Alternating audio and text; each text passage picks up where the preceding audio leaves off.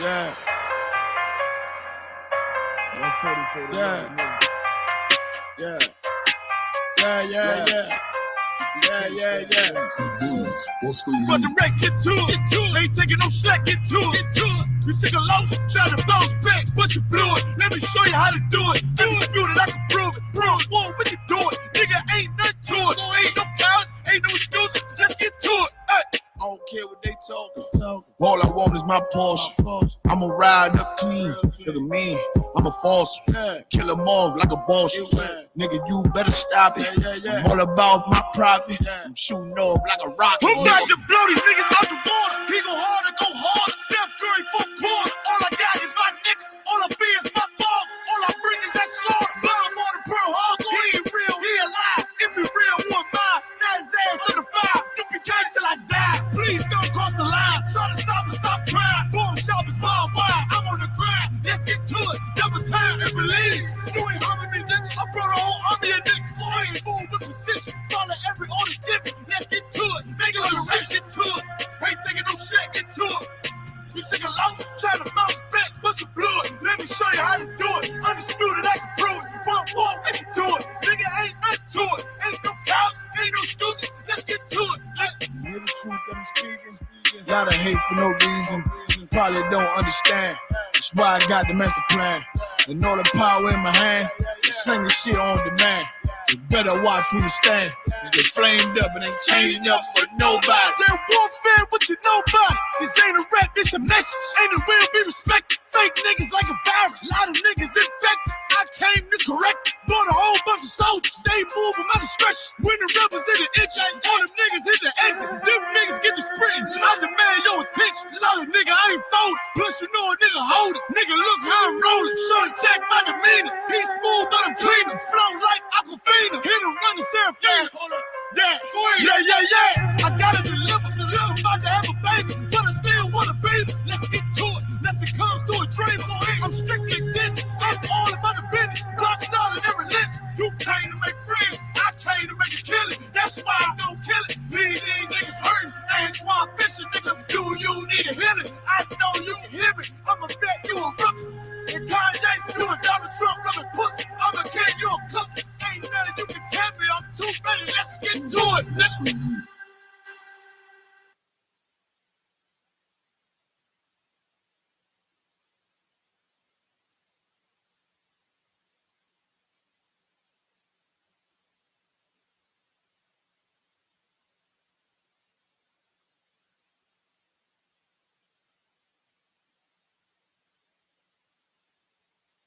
Inclusive, tem muito brasileiro que vem aqui para os Estados Unidos e passa anos e anos trabalhando na limpeza, trabalhando na...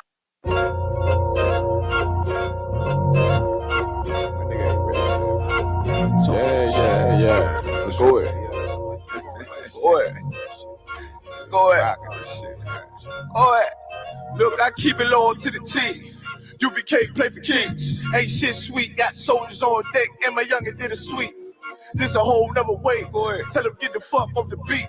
I'm in the field with the cleats. He ain't one of us here breach. Nigga, come through all black gully jack, man. All them niggas gon' retreat. Come through all black gully jack, man. All them niggas gon' retreat. I'm in the field with the cleats. He ain't one of us here breach. Come through all black gully jack, man. All them niggas gon' retreat. Go ahead. This shit is too easy. I'm on gold, but they don't believe me. You know I'm winning with the team. Screaming Vinny, Vision. Need them devils screaming out bloody murder. I'm about to close the curtain. I'm on my grind, bitch, I'm working. Sorry, all them lies, it ain't working. Them niggas weak, cause they be churching. I'm a West nigga, that's for certain. If they cross the line, I'm gonna back up and I'm gonna hit his ass with his virus. And I come through 300 strong, 144 Leonidas. All my niggas we eat. I'm in this bitch with the itis. Say all y'all do the sweet. They all do the street. The nigga made the wrong move, he make his ass obsolete. He ain't one of us hit the lead. He ain't one of us here preach. Come through all black gully jack, man. All them niggas go retreat. Go ahead. I keep it low to the T. UBK play for keeps. Ain't shit sweet. Got soldiers on deck, and my youngin' did a sweep. This a whole nother wave. Tell him get the fuck off the beach. I'm in the field with the cleats. He ain't one of us here breach. Nigga, come through all black gully jack.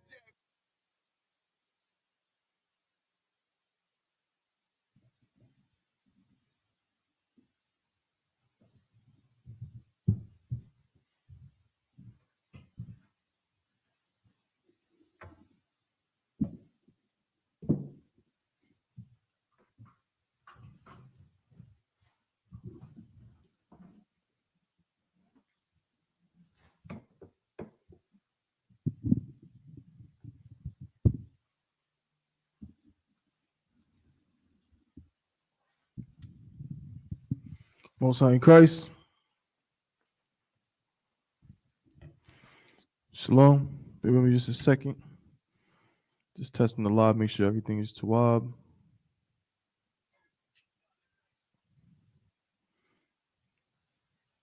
Salakia.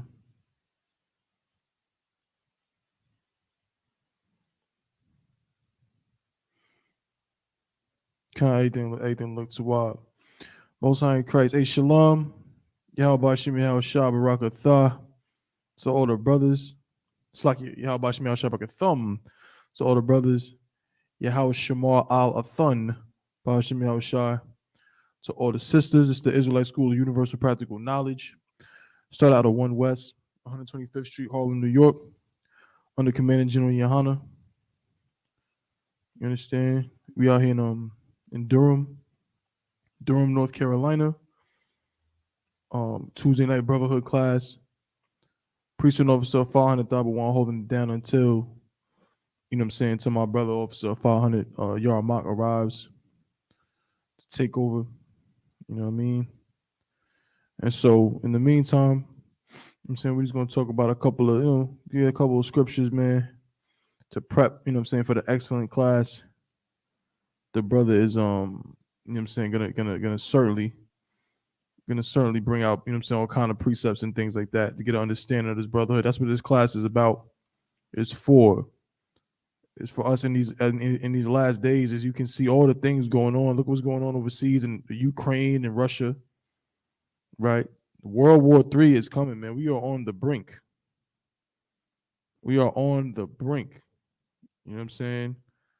And at this time, it is so important for us to come together, you know what I'm saying, and learn how to deal with one another, how to treat one another, man. I still see on Facebook, I still see on social media, Black people still hate each other's guts. Hispanics still hate other Hispanics and Black people. Native Indians still hate, you know what I'm saying, Blacks, Hispanics, and other Native Indians. That's still the condition that we're in, okay? And so in order to combat that, you know what I mean, we simply have to follow these laws, statutes, and commandments. So I'm gonna get a couple of scriptures, man, to talk about this. Salakia.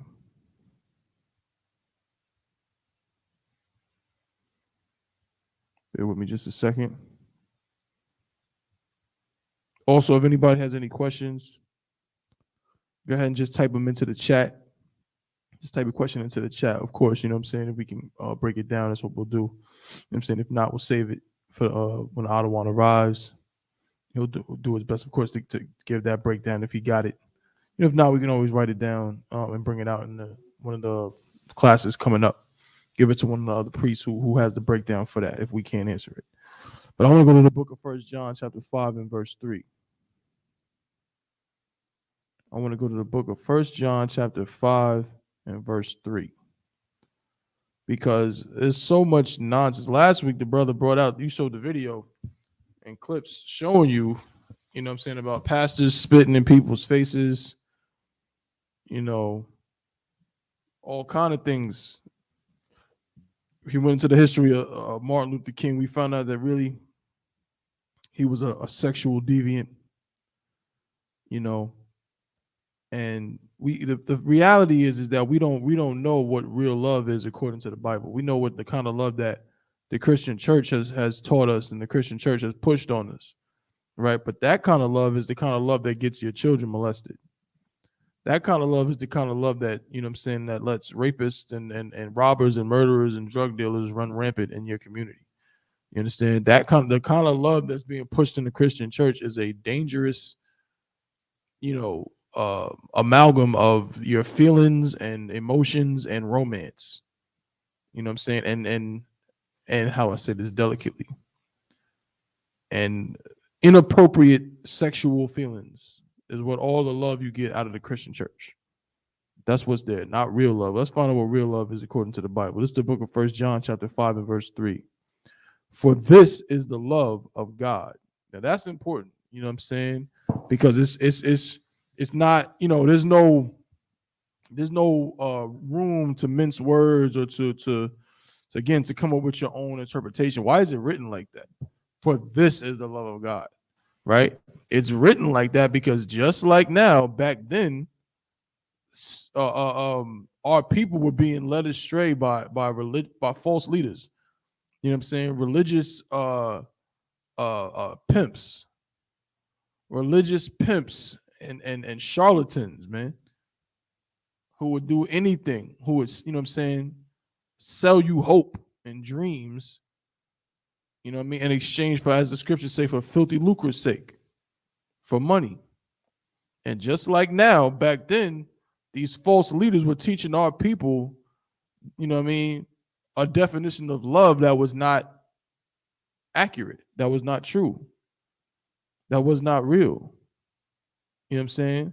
Got people running around talking about they love this person, they love that. Oh, I'm all about love. No, you all about hate. Our women hate themselves and hate black men and hate their own children. Our brothers hate themselves, hate black, Hispanic, and Native Indian men, women, and children. Because we follow some other kind of love that ain't got nothing to do with this Bible. Don't got nothing to do with our culture or with our people. Understand? We'll read it from the top. 1 John chapter 5 and verse 3. For this is the love of God, that we keep his commandments. Right there. I mean, who ever heard that before? When you was running around that Christian church, proving how, you know what I'm saying, how you would have excelled at being a gymnast with all of the backflips you do and how fast you run around the pews. And then you also prove that you have no kind of integrity or dignity when you fall out on the ground. You, one of them sisters fall out on the ground and your whole dress fly up over your head, revealing all the goods you got down there. You know what I'm saying? And that to you is holy and special, right? But while you was doing that, the Christian pastor, when he read he read 2 scriptures over the span of about 3.5 hours. Not one time did he tell you the scripture that says that the love of God is keeping the commandments. The love of God is keeping the laws, man. You understand? That's the love of God. It ain't got nothing to do with hugs and kisses and making people feel good. It ain't got nothing to do with that. That's not in the Bible. Somebody find me the scripture that says that if you give out free hugs, that proves that you love, you know what I'm saying, the person, or you love God. You understand? It's not in the Bible. Let's read on. Salaki. And his commandments are not grievous. What does that mean? That means the laws are not grievous, man. What's the scripture basically telling you, man? It's telling you that if you love God, man, it's 2 things. If you love God, you keep his commandments, right? If you love God, you keep his commandments. That's how you show you love the Most High. And also, real love, how you show love to other people is by keeping the commandments. We're going to prove that with another scripture in just a second. You understand? And the commandments are not grievous. What is grievous about not committing adultery? Not grievous means it's not difficult and it's not harmful. Something to grieve at. What is grievous about not committing adultery? We gotta go out on the street corners. We go out on the street corners and teach blacks, Hispanics, and Native Indians the truth about the Bible. They get mad at us often, not all our people, but you know what I'm saying? We showing love to our people by doing what we do, and a lot of our people take issue with the things we say. Why? It's not grievous. Telling a black man that he should leave Becky alone is not grievous. It ain't hard to leave that dog alone. It ain't difficult. It ain't difficult, and it's not grievous. It's not something to don't grieve over Becky. Because you can't have Becky. It's, you know what I mean? Or Ling Ling, like we talked about yesterday. Jeezy. Now they're saying that I'm hearing that might have been some fake news, the whole thing with the gender thing. I don't know. The jury is still out on it. If that was some fake news, well, hey, you know what I'm saying? No sweat. Got to check them sources, man. But the internet is a crazy place. And the way that the world is right now, it wouldn't shock me if that was the case. You understand? But we, of course, are not going to, just say our own opinion. If it turns out that's not the case, that that's not what the brother's doing with his child, then hey, Most High in Christ. I applaud that part at least. But nonetheless, he's still with Ling Ling. or whatever, Jenny Mai or whatever. You know what I'm saying? Now that's his woman now. It is what it is. But he's, according to the Bible, he shouldn't have been with her in the first place. You understand? The love of God is doing what God said to do. It's not grievous to not fornicate. That's grievous to you. We go on the street corners and tell you can't, that having sex with animals is disgusting. And guess what? Having sex with animals is disgusting. Everybody gets that. Well, guess what? When you sleep with that dog, with some heathen, some non-black, Hispanic, or Native Indian woman, that's what you sleep with, a goddamn animal. You understand? Is it literally an animal? No. But they are certainly, in the spectrum of humanity, they're the closest thing. And that's in the Bible. That's in the Bible, straight up. In the Bible, it tells you, like, they're the most cunning beasts of the field. Another scripture says, all ye beasts of the field come to devour. I might be paraphrasing. The other nations are animals compared to us. You feel me? Like, they're not even, that's what they are. All right? Salakia. Bear with me just a second. Just checking to see if there was any questions or anything on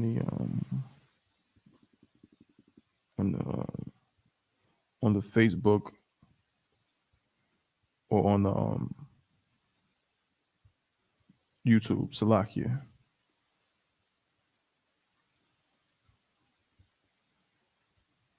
Let's see.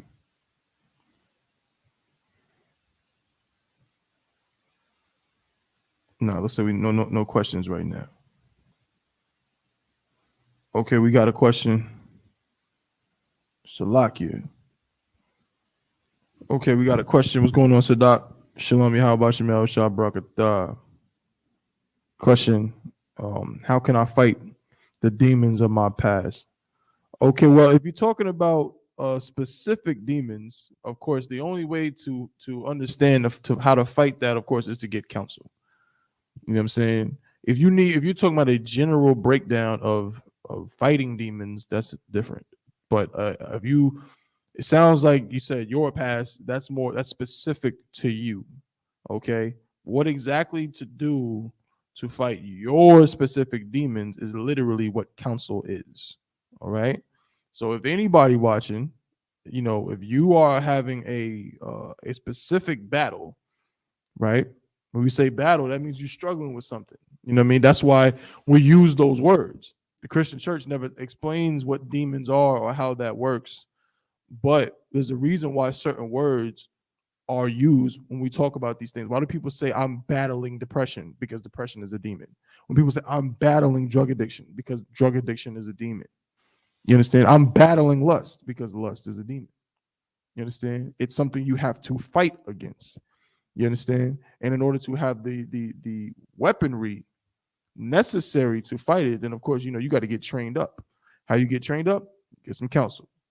You know what I mean? You go to the men above you who have a track record. You know what I'm saying? Them generals and them captains and high-ranking officers have been battling demons as a full-time job for years. You understand? That is literally their job. And they're so adept at it, they can battle demons, broadly. You know what I mean? When they go to camp and demons are just walking by the camp and demons are just, all over the place, and they just battling the spirit, the demons of whatever city they in. Whatever demons are in the city of New York, you know what I'm saying? Them demons, they got to fight against, Captain Tazaryak and Captain Katazar. You know what I'm saying? And you know what I'm saying, Captain Shemawa Allah. They got to fight against Officer 5000 Shalaya Allah and Yatazar, you know what I'm saying, Hazar. They got to fight against those brothers. You know what I mean? And they lose every week. You understand? But yeah, but if we're talking about a specific demon, as you said, you know what I'm saying, from your past or something, that's what you go to counsel for. The counsel will tell you how to deal with that demon, because each one is different. As I was saying, right? The demon from your specific past or anybody's specific past, right? Something might have happened in your past where, you know what I mean, somebody harmed you, some adult harmed you. Some sisters, of course, and some brothers too, man, might have been molested, or had some kind of sexual deviant, you know what I'm saying, do some heinous crime against them when they were a child. You know what I'm saying, or maybe it was some kind of physical abuse, man. Somebody had a aunt or uncle that just beat them. You know what I mean? And that's gonna conjure up that's a transference of demons. That's that demon was on that person, right? The demon was on them, controlled them, and then the demon got on you. You know what I mean? It don't mean you do the same thing as them, right? But the demon, remember, the demon is trying to kill you.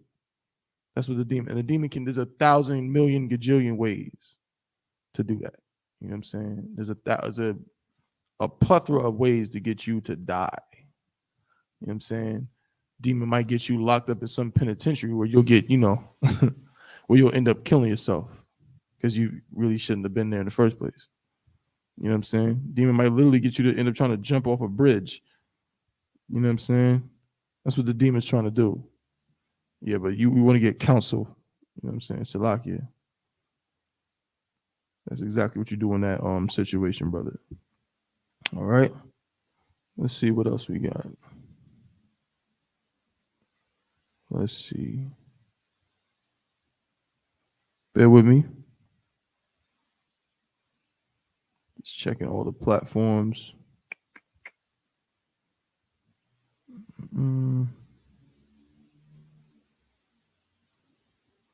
See if there's anything on the YouTube. Okay, here we go. Let's see. Nah, we straight. No sweat. No sign of Christ. So with that being said, so now we were just talking about, man, it's 1 John. I'm going to read it one more time. I'm going to read 1 John 5:3 one more time. And then we're going to jump to another scripture. Right? This is the book of 1 John chapter 5 and verse 3. For this is the love of God, that we keep his commandments, and his commandments are not grievous. Right?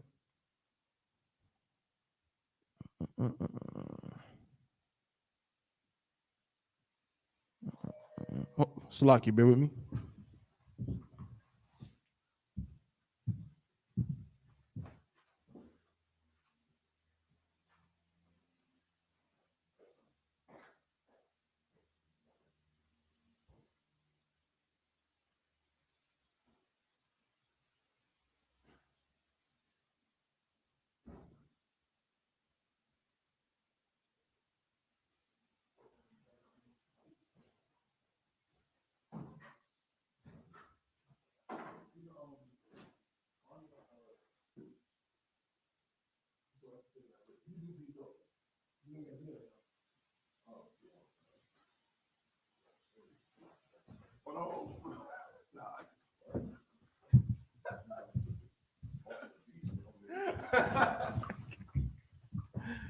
Good night.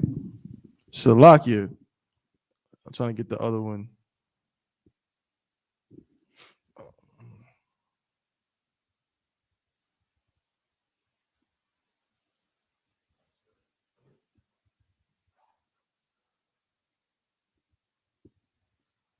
Salakia.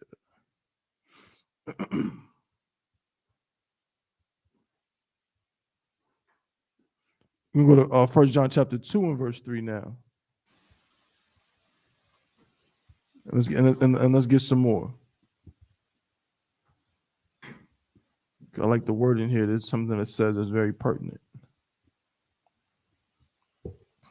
It's the book of 1 John chapter 2 and verse 3. And hereby we do know that we know him if we keep his commandments. Now, I mean, damn, right there. Now, the Christian church, right, got at least 400 million members. Right. You know what I'm saying? Millions of people that will tell you that they know God, that they love God. You understand? And if you would ask them, how do you know? They'll probably say some stupidness like, I go to church every week, or, I'm on the, what I'm saying, the donation board or something. What you got? Right.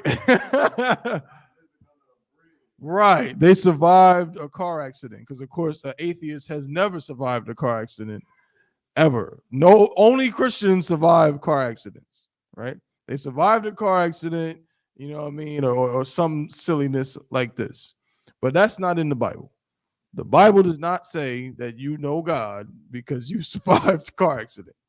You know what I mean? Because you know what I mean, you heard your grandmother's voice, you know what I'm saying? After she passed away, she whispered words in your ear, and because of that, you went out and you know what I mean, and did something real spectacular. You got that you was confident to get that new job or something like that, because Nana spoke to you from the heavens. That is not in the Bible. The Bible says what the Bible says. I'm gonna read it again. It says, and this is the book of 1 John. This is in the New Testament. 1 John chapter 2 and verse 3. And hereby we do know that we know him. Meaning what? Hereby we do know that we know him. This is how we know the Most High. This is how. Just like the last scripture where it says, for this is the love of God. That this, like telling you like nothing else you thinking of or want or wishing or whatever. This is how we know that we know the Most High. And hereby we do know that we know him if we keep his commandments. If, you understand? That's a situational, you know what I'm saying? I forgot the other word for it, right? But that if denoting that there's a circumstance involved, you know what I mean? It's not for any reason.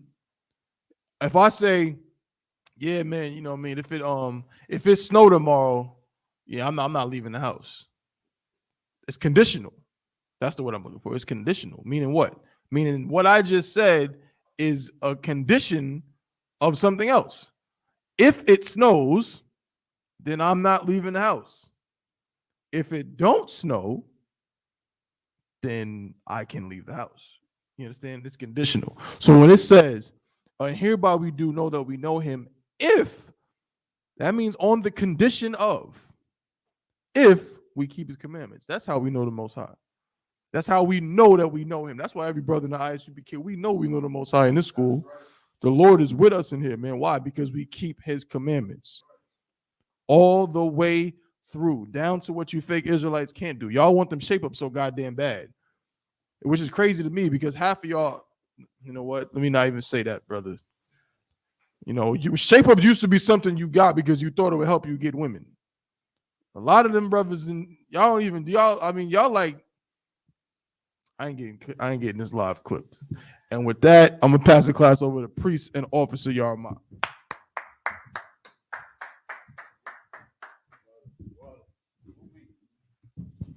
To it.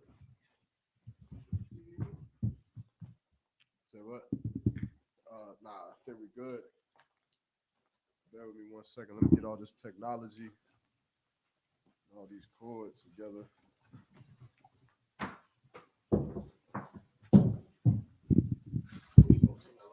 You said what? Laptop. You got a laptop? Yeah, why? What? That's killing the. Did you put it up there? Yeah, it's on your personal. Oh, okay, well then we good to go without that. Got 2 phones and a jack. Hold on. Let me see something real quick. Try something out.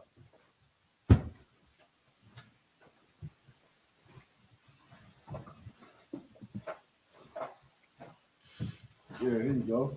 Oh, snap. Let's see. Brotherhood. This is the Brotherhood class. You can clip right there. That's it right there, man. Hold on to that, man. The water, bro. Don't let them purple cats take that from you. It's yours. Damn right. They come at you telling me, Mark gave me this, man. Yeah, man. We did have a question on that. God, just give me 1 more second, man. Let me get this up. Get this up.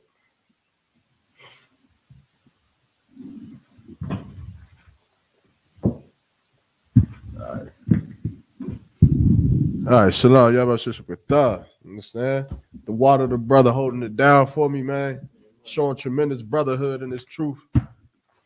From the work, man. From the work that he puts in here. You understand? This brother don't show brotherhood because he show up to church and buy a cookie from the goddamn bake sale. Right. This brother shows his brotherhood by the sacrifices that he makes, the lives that he saves, the classes that he holds down while brothers are late. That's brotherhood. You understand? I remember seeing a video of a pastor not too long ago. It was a whole altercation in the church where the I don't know what they were doing, but for some reason, like, you know, the members was coming up to the shrine or to the holy whatever, and the pastor, I guess, was getting a little antsy, and so he basically telling them like, hurry up, and the homosexual Christian, he like, oh, don't be telling us to hurry up. You understand? This is God's house. This is God's house. And the pastor is like, man, well, if you was on time, then I wouldn't be having to tell you to hurry up. And they got into it, man. And that pastor and that homosexual went and got into it, man. I thought they was about to start fighting. I was praying that that homosexual is wailed off on the pastor, man. I needed some entertainment, man. But of course, they just yelled at each other like bitches do, right? And went their separate ways. However, nonetheless, in the Isupk, you don't see that because it's brotherhood in here, man, and it's not based off of some fake fantasy of your feelings. It's not, the brotherhood is not a feeling. It's not something that you walk into a room and feel. It's not something you just walk and you breathe the air and you say, man, it smells like brotherhood in here. Brotherhood is something that you experience. That's right. It's something tangible. It's something that you can absolutely hold on to. It's something that you can remember. It's something that you feel. You feel the pain and suffering lift off your shoulders when the brother says, no sweat, I got you. When the brother says, no sweat, you understand, you're going to be 30 minutes late, no sweat, I'll hold it down for you. You understand? Whereas in a Christian church, you know what being 30 minutes means? It means you lose members. Right. It means you lose money. It means people say, man, he never on time, man. We're going to go to Pastor Jenkins' church down the street. Right. You understand? Because I got to get out of here. I got things to do. And here, you understand, 15 minutes of what a brother has to say is more important than 2 hours of a filthy Christian pastor.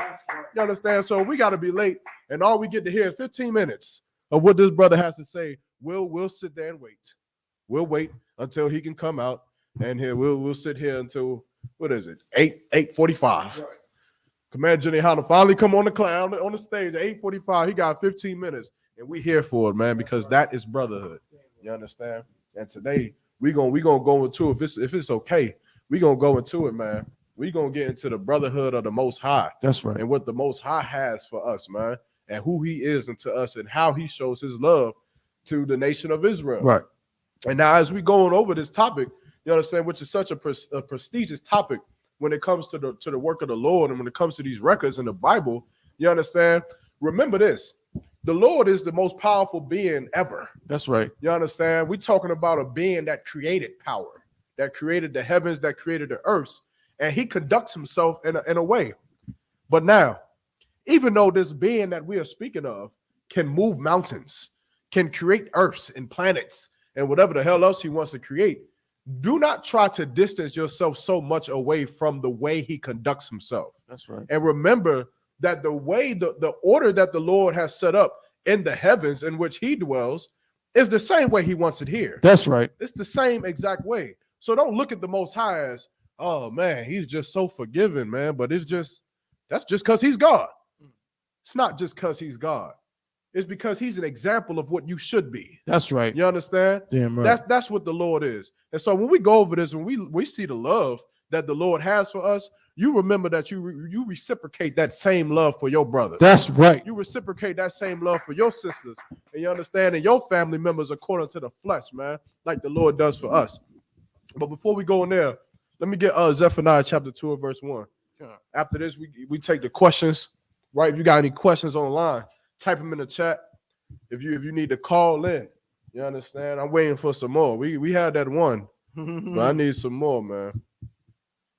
It could be arranged. God. It's the book of Zephaniah, chapter 2 and verse 1. Gather yourselves together. Yea, gather together. O nation not desired. O nation not desired, man. This is an order from the Most High. Not for all people to come together, not for the Chinese and the African or the Middle Eastern and the Moabite, you understand, or the East or the North Korean and the South Korean or Vietnamese. It's not talking about all of these nations coming together. You understand why? Why would it not be talking about all these nations coming together? You understand? At some point, this life that we live in has to not be religious. At some point, this has to become realistic. It has to be practical. This is why it's called the Isupk, the Israelite School of Universal Practical Knowledge. Meaning what? The things in here is not going to stop a bullet. The things you teach, the things that you learn in these classes will not allow you to go to Crenshaw and say, man, I'm the biggest blood or the biggest Crip, and all of a sudden you got a shit on your neck and, you know, bullets will just not hit you. Right. That's not practical. That's not practical. It's not practicality.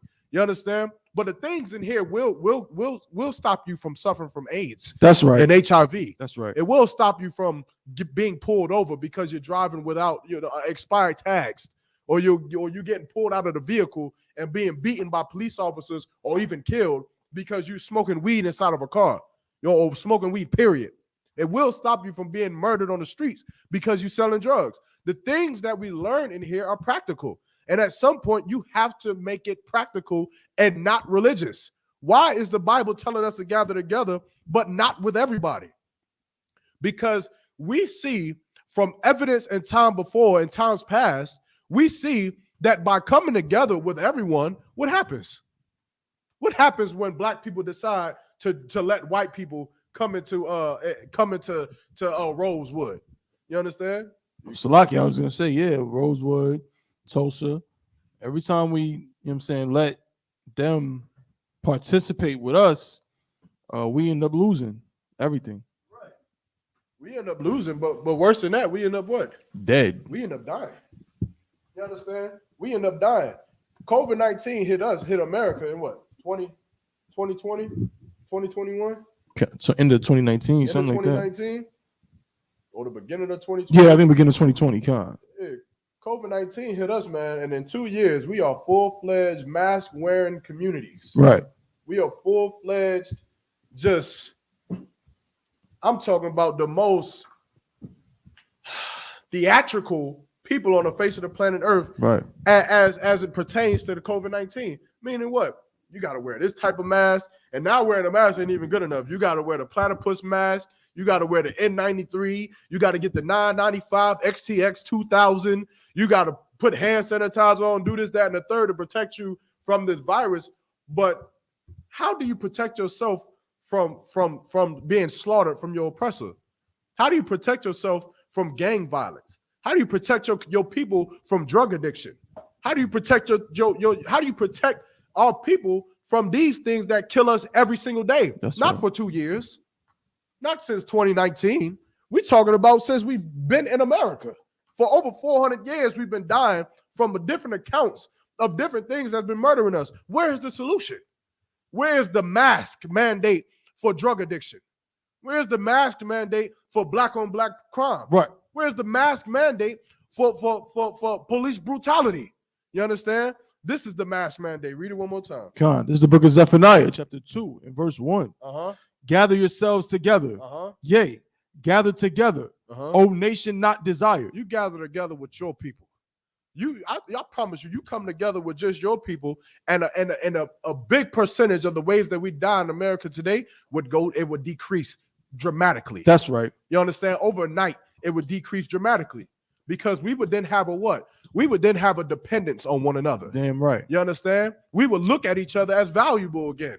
We would undo the trauma and the experiments that our oppressor has put on us overnight, because we would no longer then believe what?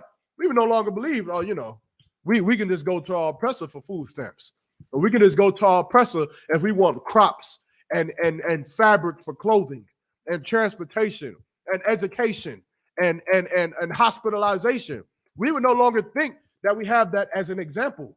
And so, as a resource. And so because we don't have those resources, we would have to do what? We would have to look at each other.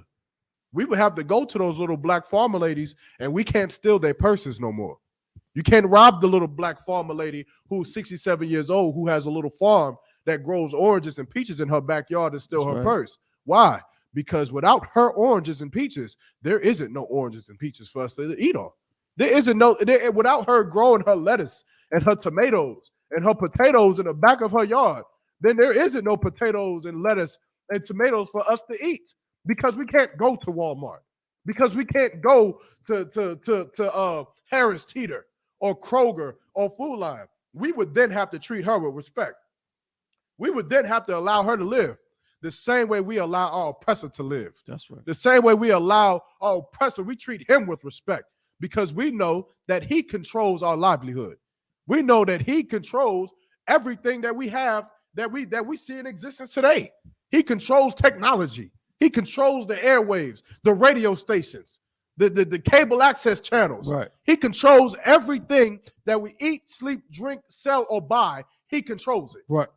Now imagine if we had to depend on each other to live. That's right. You understand? Imagine if a woman had to depend on her husband to live. Imagine if a husband had to depend on his woman. You understand? You wouldn't have divorce rates as high as it is. You wouldn't have these things, man. But in order to have this, you have to stop making this Bible so religious. And you have to make it practical, man. That's right. Read it one more time. Come. It's the book of Zephaniah, chapter 2 and verse 1. Uh-huh. Gather yourselves together. Uh-huh. Yea, gather together, O nation not desired. You got to love one another, man. Blacks, Hispanics, and Native American Indians, you have to learn to love one another. This is your mask mandate. This is how you stop yourself from dying. This is how you do it. You get into all black and you come into Isupk and you learn how to conduct and live yourselves accordingly to what God had ordained for us to do. And you come together and you live amongst one another and you party amongst one another and you eat, drink, and live and die amongst one another. And you choose to live that life.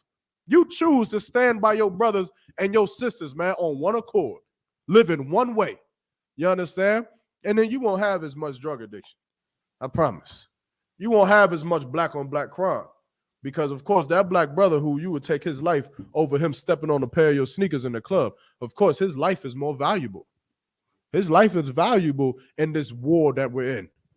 That brother's life is valuable in this battle that we're in every single day, where we realize that there is a nation of people who is trying to murder us, who is trying to kill us, who is trying every day to raise the abortion rate in our communities. That's right. Every day to raise the death rate in our neighborhoods. What? Every day to lower the quality of the water that we eat, to lower the quality of the food that we digest, so that we can be weaker than them. You understand? If we knew this, then practically we would understand that we have to come together. That's right. There is no other way. There is no other choice than for black people to learn to love black people. That's it. You understand? Read it one more time. Come. It's the book of Zephaniah, chapter 2 and verse 1. Uh-huh. Gather yourselves together. Uh-huh. Yea, gather together, O nation not desired. Now, and our efforts of doing this is proven to be a very difficult task. You understand? Christians will tell you this all the time, that black people just will never come together. Right. They just can't get it right. They just can't do this and they just can't do that. You understand? And of course, what do Christians do? What do Christians do that make them such a hypocrite when they say obnoxious things like black people will never get it together? What do Christians do? You understand? That makes them a hypocrite in what they're saying and what they believe.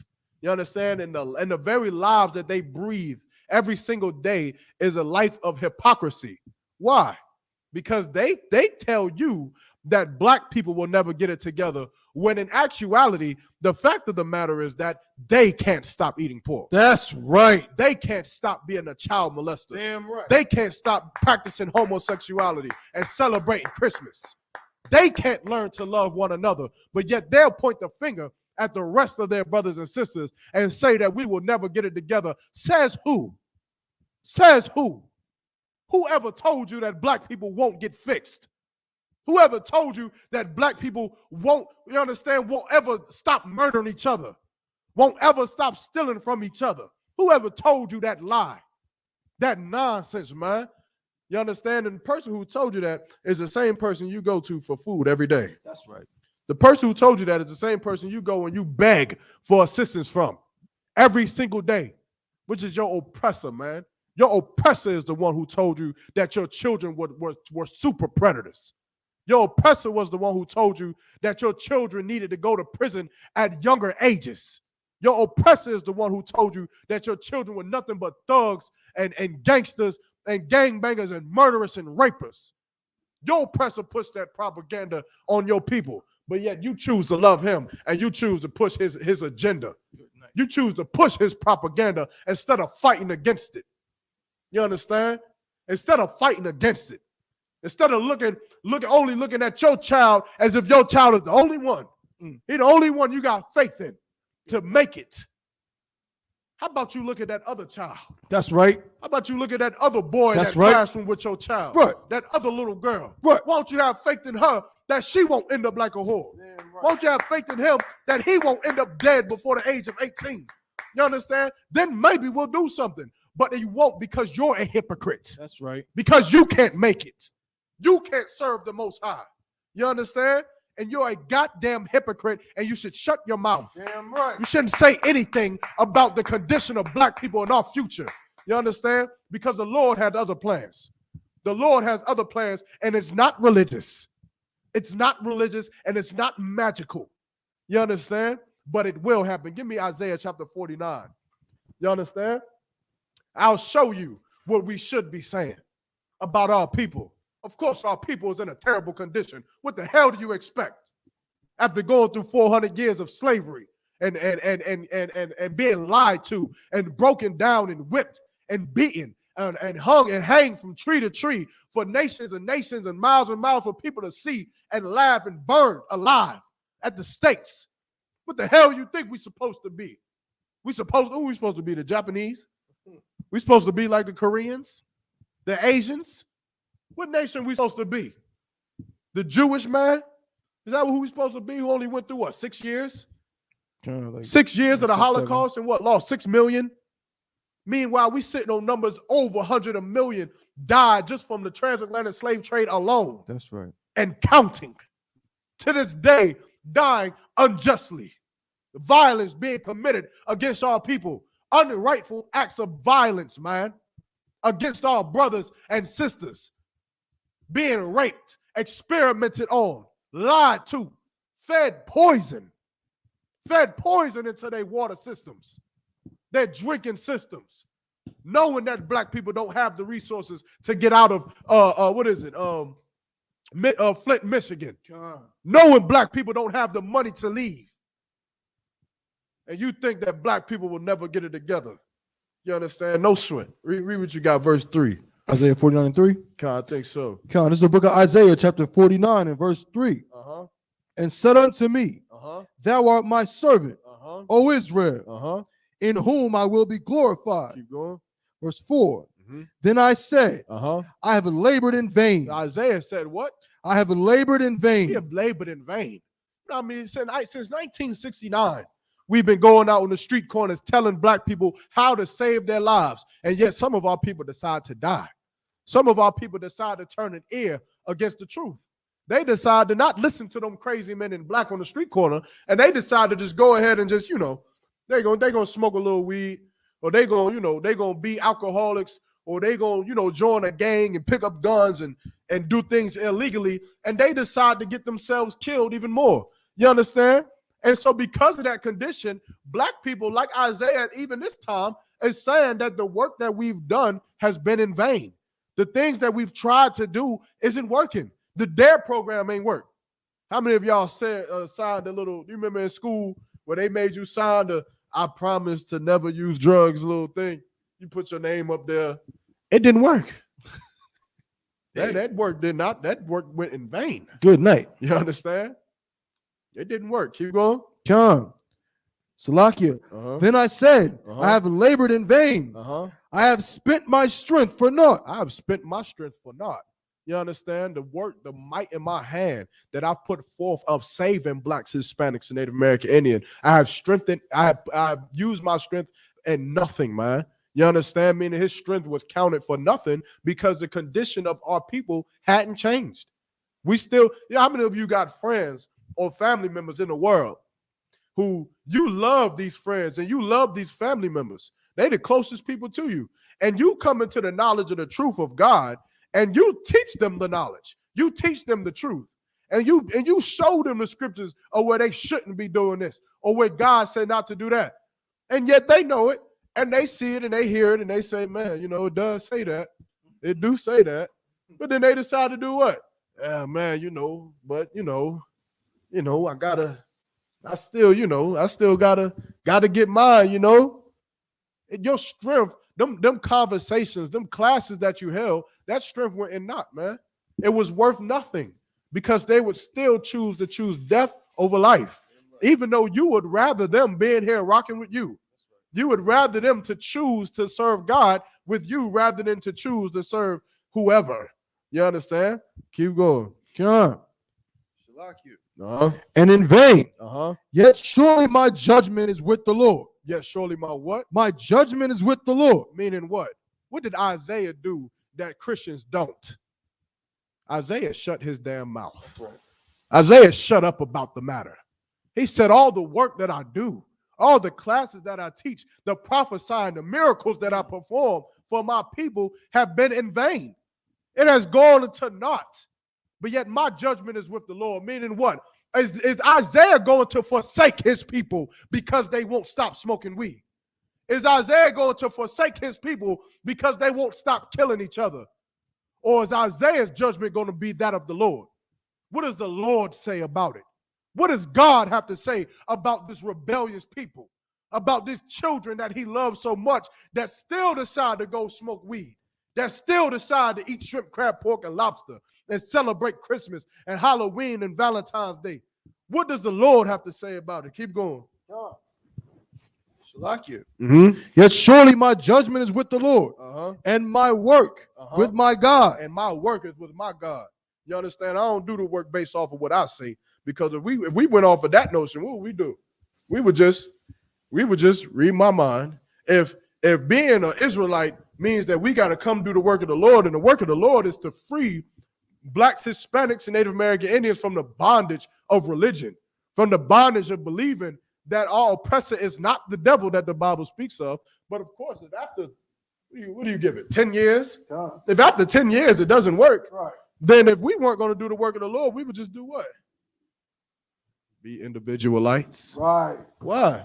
Because it ain't no point. Right. It ain't no point in being in the Isupk, going out there on them street corners every day. I might as well just save myself. That's right. I'm gonna just read the scriptures for myself, and I'm gonna just believe that, God is going to look at me with some kind of righteousness, and because I don't eat shrimp, crab, pork, and lobster, and I don't eat and I don't celebrate Christmas, and I don't celebrate Thanksgiving, and I don't sleep with white women. Of course, the Lord is just going to reverence within me for as righteousness, man. You understand? That's what we would believe. But what did he say? What did he say his work was? And my work with my power. But his work is with the Lord, man.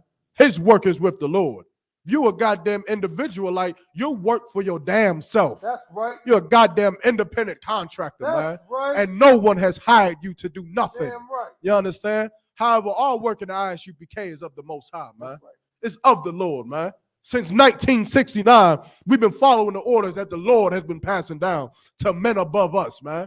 And we continue to do it until our breath is leaked out of our goddamn bodies, man. Because the Lord said so. Not because we said so. We don't go to Alabama in a goddamn van ride, a 7-hour trip to Alabama to speak in some city that won't even raise up brothers to help us. Understand? What you call it? Those brothers, we go to different cities all across the world to raise up brothers who won't specifically help us in our area. They 7 hours away. Right. This brother, he coming to the truth. How is that going to really help me in Durham? But we don't do it because, maybe we should just go to Alabama. We do it because we follow orders of the Most High, man. That's right. Like Isaiah. Damn right. Like Isaiah. Like Jeremiah, man. You understand? Like Peter. Like Paul. Like these brothers, we follow orders from the Most High, man. We don't follow our own orders. We don't sit back and think amongst ourselves, man, what should we do next? Man, let's just, let's create a new Israelite camp. And we're going to teach brothers, we just going to wear all yellow. You understand? Because yellow is the mixture of righteousness and warmth. You understand? Right. Gay concept you could come Damn up with. right. You understand? We don't do that. We do what the Most High says to do. What you got? Salaki, what you saying is so heavy, Adawan. I mean, damn, like, I'll be thinking about it. Like, fake Israelites, literally, I just put a post up. You know what I mean? Like, they go to another fake Israelite group, and they can't wait till one day start their own fake Israelite group. Then they sit in front of a computer. I can't even imagine how horrible this must be. They sit in front of a computer and like, you know how you doing like homework, or like you got an assignment for college, and like you just hurting your brain, like, okay, let me just make sure I got to do this, but I got to research, I got to find all of this, man. Okay, I can make this paragraph like this, da. God. This guy. But they do that to figure out what acronym they're gonna use for their fake Israelite group that they starting tomorrow. Man. So they be like, ZYN. Nah, they already got that one in San Diego. I can't use H Hebrews on the mountaintop. Yeah, I mean, and they just come up with something, and now they got a whole new fake Israelite group. Salaki. Man, they come up HIP, hip, Hebrews empowered. You understand? They do. Good night. And it's silly, man. It's theatrical. It's hilarious. It's hilarious to ever think that you would ever come up against the Isupk. That's right. You understand? I mean, I was talking to Iraq the other day, and I said, man, damn, we really are the villains. Right. We are the super villains in this game, and I love it. I love the fact that everyone hates us. I love the fact that everyone wants us to die. Everyone wants us to drop our flags. Everyone. You know, man, you got a high value on your head. You leave the Isupk and show up to any other fake Israelite group. They gonna bring the welcoming wagon out. They gonna say, you from that Israelite camp, huh? That Isupk? General, captain. Look, we got one. Right. You understand? Because they know that this is the truth, man. They know that they can't even exist without Commander General Yohana, man. Right. Without Commander General Yohana. They don't even understand that Commander General Yohana is allowing them to go teach. Can you imagine? Every fake Israelite group does not understand that the reason when they go out there and they hold that mic with their retarded garments or their purple or their red and white or whatever the hell color they have no idea that Commanding General Yohana is saying, let them do what they do. Just let them go teach. Let them have that, man. Let them go do that. Let them go do that. You understand? Because you shouldn't think for 1 second that if Commander General Yohana said, hey, take that corner. Brother, I pray for the day he give me that order. You should have been what you call that day? In Philly, right? Well, was it Philly? Pittsburgh. I don't care where it was at, man. Look, I wish I was there in that day. I ain't gonna speak on that, but I pray for the day that Commander General Yohana says, hey, take that corner out. Every camp that you see in Durham, North Carolina, after you get the location, the next week I want you to be there to take it. I would love to see the purple faggot who's gonna stop it too. Show me him.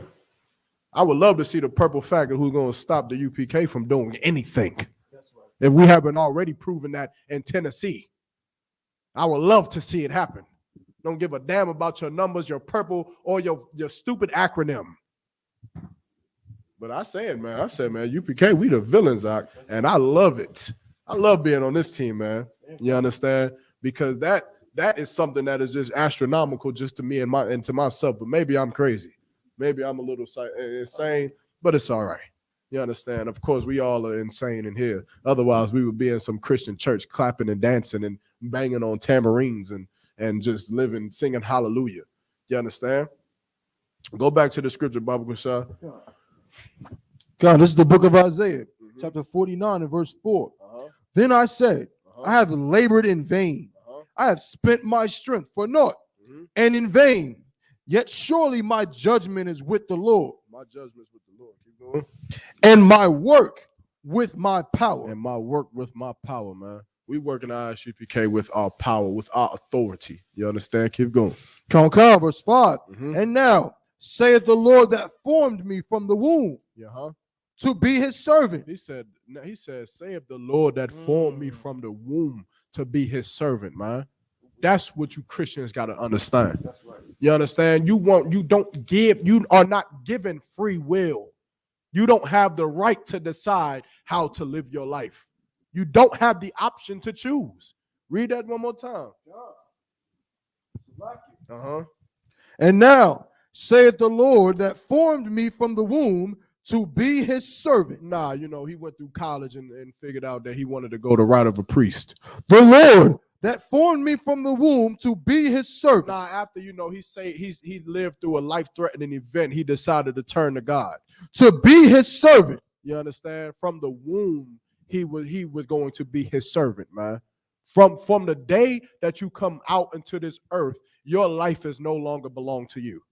You don't have control over your life. You don't have control over your own body.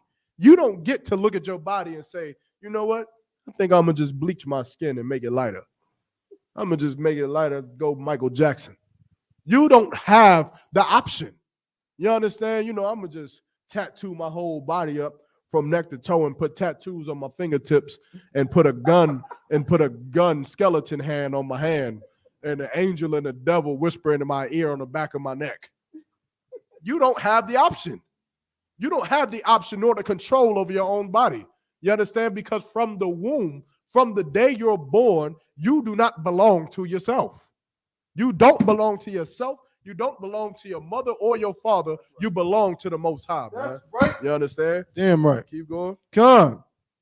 And now saith the Lord that formed me from the womb to be his servant, to bring Jacob again to him. To do what? To bring Jacob again to him. No, black people will never come together. To bring Jacob again to black him. People just won't ever get it right. To bring Jacob again to him. We've tried and tried and tried again to just get black people to stop selling drugs and just killing each other, but I'm too old and I'm just tired. I'm tired. To bring Jacob again to him. His job was to bring Jacob again to him. That's right. That's the job that we have to do. Damn right. You understand? And that's it. We don't have no other option. We don't get to go and just be a fake Israelite. You don't get to just go and just make your own Israelite group where all you do is smoke weed and look at videos of Commander General Ahana and steal precepts. We don't get to just do that and sleep with white women. That's not the job that we have. You understand? The job that we have is to follow orders under Commander General Ahana, man. That's right. The truth that was established since 1969, man. Damn right. Older than any fake Israelite camp you can find. That's right. That you can imagine or even think about. The hell are you talking about, man? This is the job that we got. Not to be no individual like by yourself. Our job is to go to camp, man. To go to camp and hold lectures and teach classes, man, and feed the people of our brothers and sisters, man. That's right. That's the job that we have. That's under right. Commander General Ahana, man. From the Lord, man. That's the job that we got. The hell with your day job, man. You can choose that. But this, you can't choose. There is no option. You don't get the option of being a drug dealer or to save your brother. You don't get the option to say that you've tried and now your time is up. You don't get that option until the day that you die. Everything in your life should be toward fixing blacks, Hispanics, and Native American Indians, man. Not because I said so, but read it one more time. Come. Verse 5. And now saith the Lord that formed me from the womb to be his servant, to bring Jacob again to him. To bring Jacob again through him. Keep going. Though Israel be not gathered. Though Israel be not gathered. Though it may look like it's impossible. Though it may look so hard to do. You understand? You got the Puerto Ricans hating black people hating the Mexicans. You got the Haitians hating Ephraim. You understand? Though it seems so hard to do, keep going. Though Israel be not gathered, yet shall I be glorious in the eyes of the Lord. Yet the priests and prophets in the Isupk will take the job. We'll do it. And we'll be glorious in doing it. We're going to make it happen. Black people are going to love one another. Right. They are going to gather amongst one another, man. It will happen, and we'll take that job, and we'll be glorious in the eyes of the Lord because we did it. That's right. Not because we said it was too hard. Not because we said we've tried and tried and tried and tried since 1969, and we just can't get them to commit. Not because of no selfish desire or lust-filled demonic lust that you may have in the world that's more important than you being in the truth. Regardless of whatever it is in the world, the ISUPK is going to stand. It's going to stand. It will never fall. And at the end of it all, black people are going to come together because of Commander General Ahana, because of the priests, man, because of the generals and the captains and the officers and the troopers and the school, man. That's what's going to happen, and we'll be glorified in that. Keep going. Salakia. Yet shall I be glorious in the eyes of the Lord, and my power shall be my strength. And what? And my power shall be my strength. My power shall be my strength, man. Not my mother. Not money. not the club or the cars or women. You understand? That's not what's going to keep me going. A lot of people are so weak that the thing that drives them is not even the thing that they want. You understand? Like a lot of people want to be professional athletes and make it to being actors and actresses and successful and movie stars. Yeah. And a lot of people, right? Many of people, the desire to being a successful actor and a successful athlete and movie star, right, or a musician, is not because they just love music. Right. It's not because, right, I regardless of anything, I just want to play sports. It's not because a lot of people, they have this drive to go make music because women will come from it. Because diamonds and gold chains and Bugattis and Lamborghinis and fly cars, right, and the lifestyle of being accepted by this wicked world comes with becoming a famous rap artist. Right. You understand? How do you know? How many rap artists do you see pop out of nowhere and they say, man, I just started rapping at 24. Right. I just started, I got in the studio, started saying something. They was like, man, it was hot. So I'm just doing it. Right. A lot of you in the Christian church are the same way. That's right. Your love for God is not because you love God. It's not unconditional. You understand? Those rappers who want to go become famous rappers, if money doesn't come after some time, what do people say? Maybe you should do something else. Maybe you should quit. And what do? They quit. They go try something else. They go on to be Forex. Or they go try their hand at drug dealing. Or maybe they go scam credit cards. They go do something else. Because what? Because they really didn't love rapping. That's right. They really didn't want to be a rapper. Because if they wanted to be a rapper, read my mind, what would they have done? What would they do? If you want to be a rapper, what would you do? Rap? You'd be a rapper. Who the hell would stop you from being a rapper? No one. Nothing. If I'm an artist and I paint pictures and I want to be an artist, what does it matter if no one buys my paintings? Salaki, what you're saying is heavy. Because I was just thinking about this. I mean, I ain't giving no props to no brother in the world like that, but I honestly believe some, like the most successful people, they be the people that find a way to do the thing that they probably would be doing if they didn't need to do it anyway. Right. Like, I feel like even if Michael Jordan somehow hit the lotto, like his dad hit the lotto when he was a kid and he just had $800 gajillion, I still think he would be trying to beat everybody in the gym in basketball. Period. Yeah. Like it's just in him. Like that's all he wanted to do is be the best at basketball. Right. Period. Even if he was already rich. Right. Like you're right. A lot of these dudes, they don't really love whatever they're doing. Like you said, they want the females. They don't even care. Brothers don't even care about having much of money. Right. They just like, okay, I gotta have money to get the J's, to get the chains, to get the females. Right. Like it. You understand? And the question is, what drives you? Right. What drives you when it comes to serving the Most High?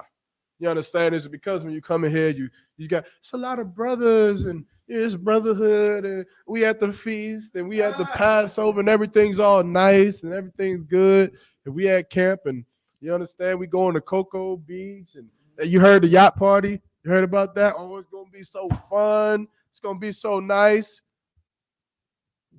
But then you get too drunk at the yacht party and you get checked in front of everybody.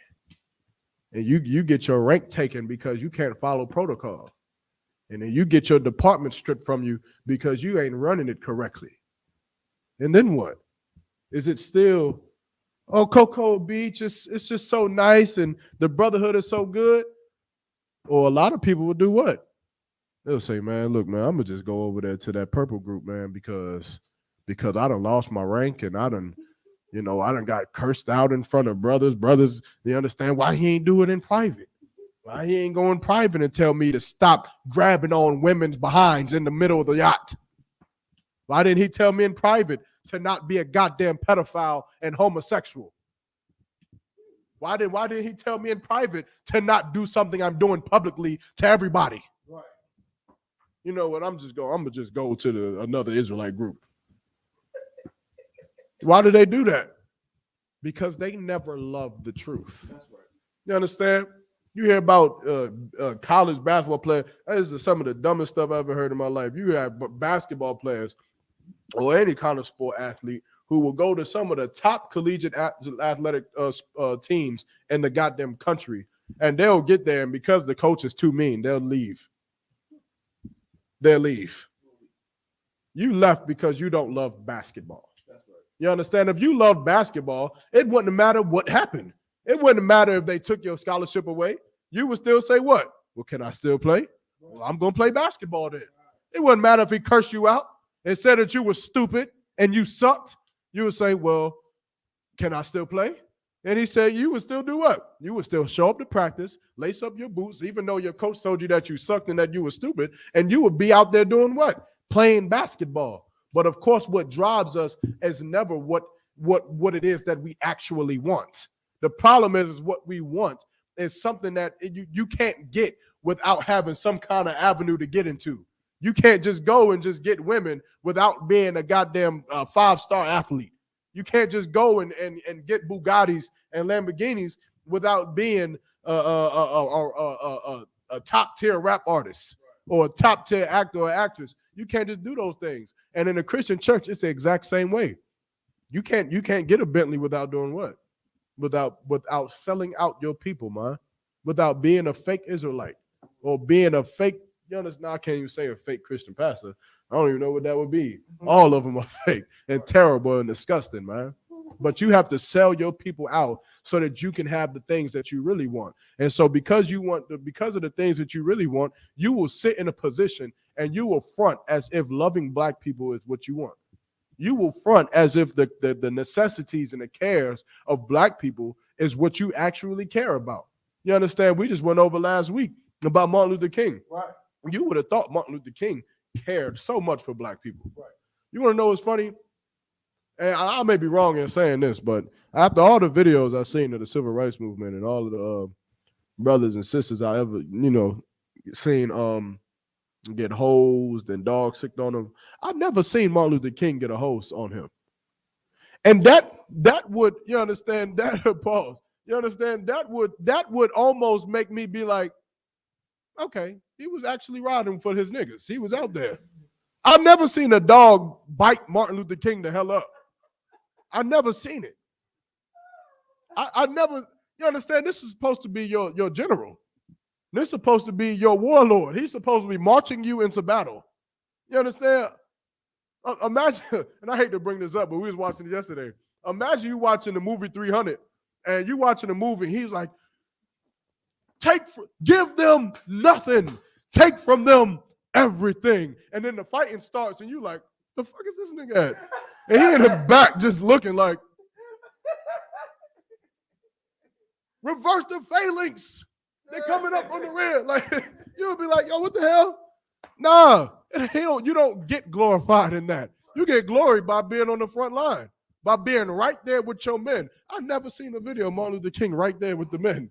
What the hell happened? What happened? Like when the hoses, did they call him? Hey, we about to start hosing the hell out of these niggas in a couple minutes, so you better dip off. He said, all right, now. It's time. I have faith that my people will make it to the mountaintop, but I may not be there with you. But I may not be there with you. Son, I ain't never seen it, man. Look, maybe I'm like, maybe I don't know. I would expect that if Martin Luther King was hosed like the rest of us, I would expect that would probably be one of the more viral videos that you would ever see. Right. I would think that would be kind of hard to hide, Martin Luther King being attacked by a goddamn German Shepherd. But I could be wrong. I haven't searched it.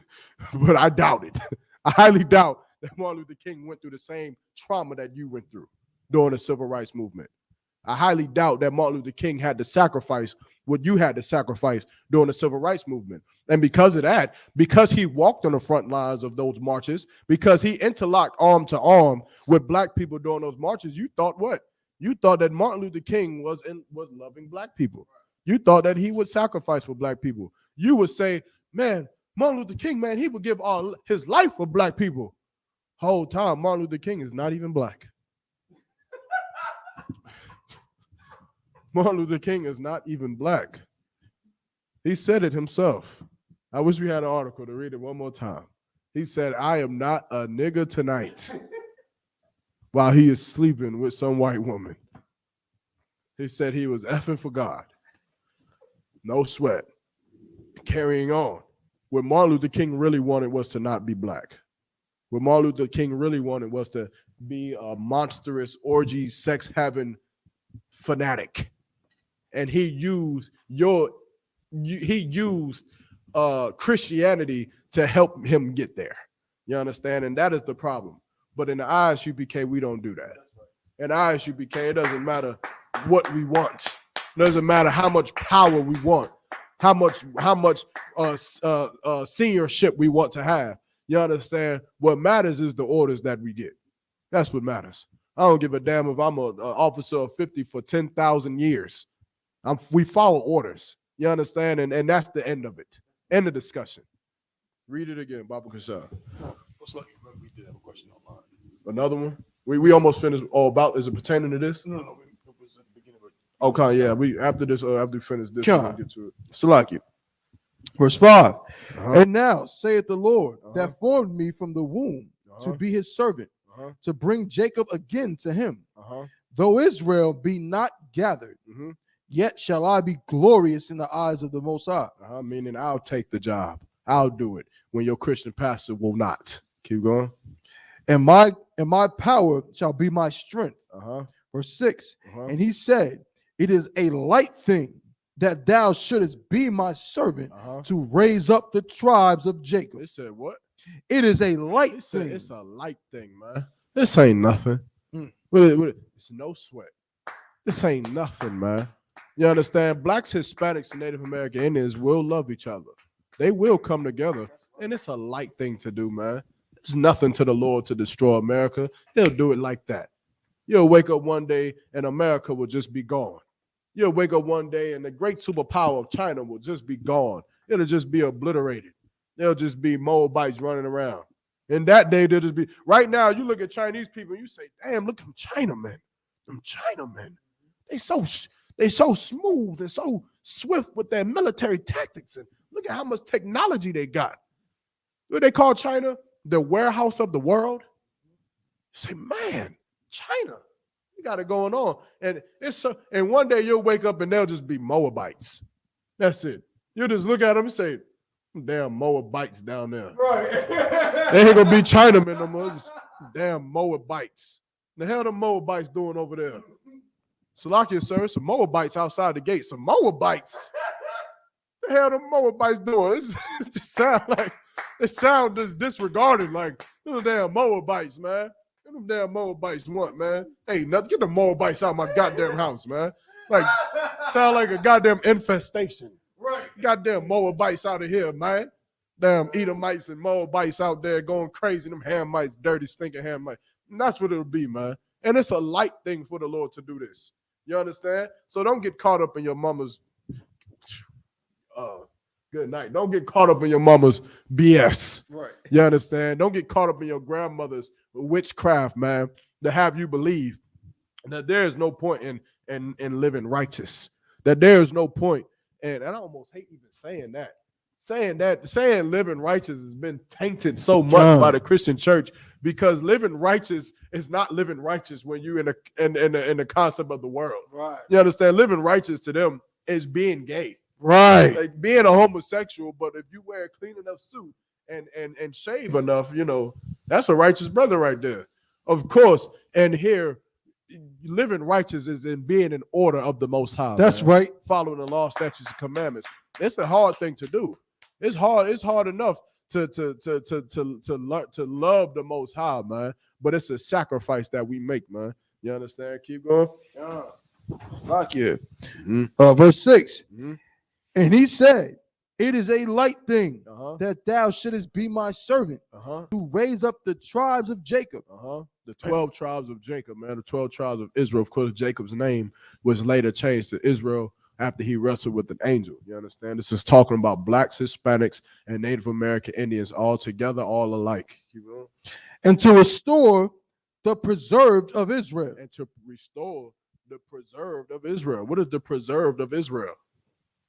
Think about what we're living in now. You understand? We're living in a time of destruction. We're living in a time of warfare. Our babies are being murdered, 400,000 every year. You understand? Our men are dying. Our brothers are in prison, dying and living in terrible conditions every year by the number of 2 million. You understand? There's more of our brothers in prison than it is in the whole U.S. military altogether.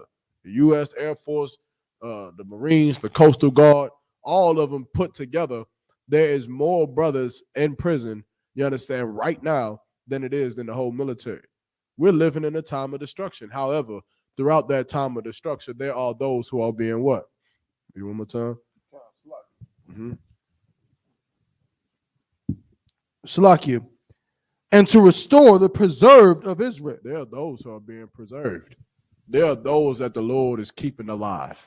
There are those that the Lord is allowing to grow in this hell. You understand? The Lord doesn't want us to have to grow in this hellhole. This isn't where our kingdom is.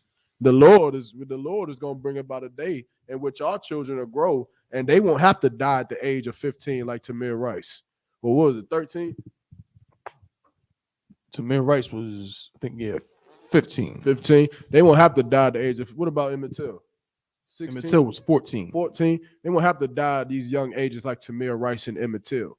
They'll be able to just live and grow up and grow old and be able to have a wife and kids and a family and generations of sons and daughters after them. Salakia, Tamir Rice was 12. I thought so. I thought it was closer to 13. Tamir Rice was a 12-year-old boy. You understand? Lost his life for playing with a gun that white people sold to him. Can you imagine? Can you imagine the irony? White people killed Tamir Rice for a weapon that they gave to him, that they manufactured and put in a store for him to have. It was a fake gun, wasn't it? Yeah. It was a fake gun. Who the hell what nigga do you know makes fake guns? What nigga do you know even wastes his time on BB guns? What manufacturer of fake BB guns is owned by some black man? None. There's some white man put that in some goddamn Walmart or some store, Dick's Sporting Goods or whatever, and somehow it landed in the hands of Tamir Rice, and they killed him from having it, which is stupid, man. That it is called oppression. It's oppression, man. You understand? Imagine having a cage or a container full of mice, and these mice are supposed to be your pets, and you're supposed to be looking after these mice, but just every once in a while you put a little bit of rat poison underneath a rock in the corner, and then you get mad at them because they dying, because they get out there, you see the mice, they in there selling the rat poison, they cooking it up. They cooking the rat poison up, and they selling it because they trying to make money so they could get out of the goddamn cage that you put them in. They got to buy their way out. So they finding the rat poison in the rock. They cooking. They said, damn, if you eat the whole thing, you're going to drop dead. But what happens if you cut it up and step on it with this? Right. You halfway drop dead, but you stay alive long enough to bring me more money. Right. That's life. That's black people, man. You think they only experiment with mice. They experiment with you. Right. You understand? Right. And that's the life that we live. Right. But the Lord don't want us to be raised up in this. The Lord didn't want this for black people. There's a day when we'll be raised up in glory, man, in a life where we could just live, called the new kingdom, man, which Christ is going to bring on this place, where after he brings judgment unto our oppressor for what he's done to us. You understand? But, however, in this place of destruction in which all black people die, Hispanic people get put in cages, and Native American Indians are slaughtered. In this same place, the Lord is doing what? Read it one more time. Salakia. Verse 6. And he said, it is a light thing that thou shouldest be my servant to raise up the tribes of Jacob and to restore the preserved of Israel. And he's going to restore the preserved of Israel, man. Even though we all dying here, there are a few of us who are being preserved. There are a few of us who are being preserved to do the work that Isaiah was doing. You understand? Thousands of years ago, and we are here, man. And you seeing the likeness of them in the Isupk, man. Every time you see these brothers on the street corners, you better go to them, brother, and you better marvel. You should marvel at them brothers in the Isupk when you see them at camp. You got a husband and the truth. Good night. You should marvel at your husband because he is literally the preservation of the Most High. The Lord is preserving him. Where you look at your husband, you say, this nigga could have been the biggest drug dealer or the biggest gangbanger in the world and just got me shot and killed, like my friends. You understand? Like Nipsey Hussle. I remember the video with Nipsey Hussle and Lauren London, and he wanted her to push packs and move weight for him. You understand? It's the dumbest video, but it's so stupid. Right? I know they both heathens, but the concept of the video was stupid. Hold up. Lauren London is a heathen. Look, I forgot. I hate to break it to you. Lauren London is a heathen. Salakia. No sweat. But the concept of the video was they was in love or whatever. He wanted her to take some weight for him and drop it off. And as she's doing it, the cops pull her over. And she got to wait in the car. And so she about to go to prison for holding an intent of distribution. This is what she about. That's time with that amount of weight that you got on you, especially when you're talking about cocaine, right? Or heroin. Who knows what the hell it was? But after the cop left, like he got a call as a robbery or whatever, some what's you call it? The Wood scenario where they get a break-in or a robbery call and the police just leave them alone. Yeah. And she's like, man, I think she throws the weight out, man. And Nipsey's calling. She's like, man, I'm done with this. Which was what? That was smart. That was the smart thing to do. The smart thing was to say, you know what? I ain't dealing with this no more because I almost just lost my life because of this. But of course, in the video, Nipsey gets rich. She sees him later, and she's just all in marvel. And it's like, oh man, I should have stayed there and went to prison because it's dumb. Right. You understand? The Lord is preserving your husband from being that. The Lord is preserving your husband so that you don't have to live that life. He's preserving him so that you can have children and not have to live the life of being a single mom with a husband that goes and just does whatever. You understand? And so you should marvel at those brothers, man, because these are the ones that the Lord is keeping so that they can bring about that new kingdom that is coming, man. You understand? Keep going. Come. I will also give thee for a light to the Gentiles. He shall also give thee what? For a light to the Gentiles. He shall also give thee for a light to the Gentiles. Meaning what? What did I just say? That you should do what? What should people in the world do when they see brothers at camp, when they see them men in the Isupk? Like heathens? No. Regular people? Everybody. If they Black, Hispanic, or Native Indian, they should listen and come get a flyer. They should listen, but just think about what I mean as far as when they see them, just with their eyes. What should they do? What should they see? They should marvel at us, like they should see some goddamn alien superheroes. You should see goddamn angels. That's right. The same way you look at LeBron James and you like, is that LeBron? You should see Commander General Hanna and say, is that the general? Is that the head of all Blacks, Hispanics, Native American Indians? Is that Captain Tazariak? Is that Captain Mashak? Is that Kahantham Yad? Is that Thabawan? Is that Mahayar? Is that Iraq? You should look at these brothers and you should be in marvel of them because they are the ones that is preserved. And it says what? Shalakia. I will also give thee for a light. They also give thee for what? A light. For a what? A light. For a light. You understand? What is one of the things that you, as a child, your parents used to have to always tell you not to do when it comes to the sun? Don't stare. Don't look at the sun. But why do they have to tell you that? Because a light is something hard to ignore. Right. That light, it's something hard to not see. And so when you see that sun, you look at it. Why? Because it's marvelous. It's a marvelous thing. And so in this context, when you look at those brothers and you marvel at them, the Lord is going to make them into a light, man. The Lord is going to make them into something that is hard to not see and something that will be marveled. You understand? You'll look at those brothers and you'll say, man, look at them. Look at how they conduct themselves. Look at how they move. Look at how they carry each other. Look at how they won't eat pork. Look at how they won't eat shrimp, crab, pork, and lobster. Look at how they don't celebrate Christmas. Look at how they can party with one another and not fight and kill each other and argue and bicker like a bunch of bitches. Look at how they do these things, man. And it'll be like a light unto the Gentiles. Now, who are the Gentiles?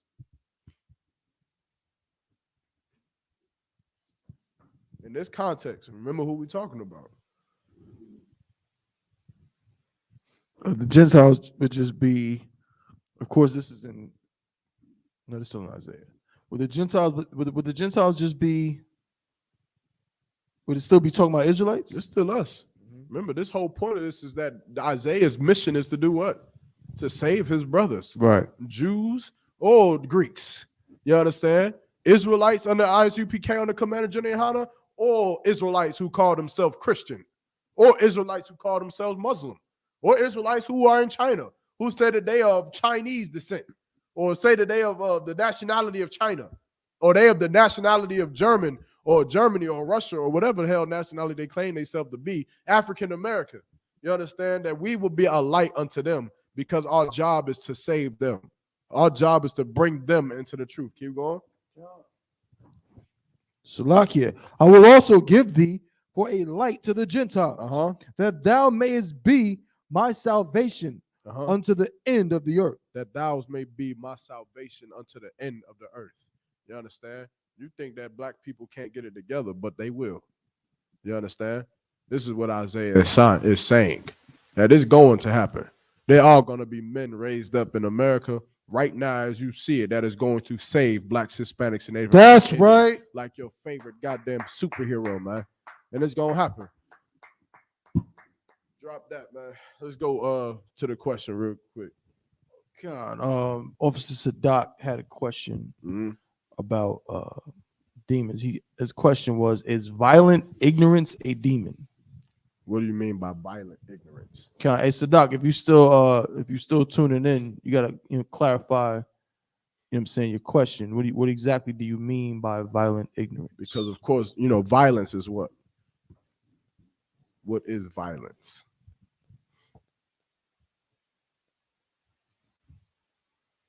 So, like I said, I suppose it would depend on the context.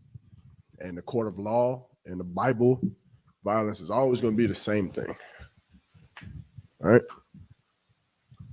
When John was talking to the not the noblemen, what the hell were they called? The tax collectors back then. Publicans. When John was talking to the publicans, which would be today your modern day police officers, they were asking, you understand, how could they be righteous, even though they were publicans, and everyone hated them because publicans did what? All they did was come and take money from you. Right. And so no one liked publicans. But after the publicans, who else came to John and asked the same question? The army of Rome, the military came to John and they asked John, how can we be righteous? And John said what? John said, do no violence. Do no violence. Meaning what? Don't harm anyone unrightfully, unjustly.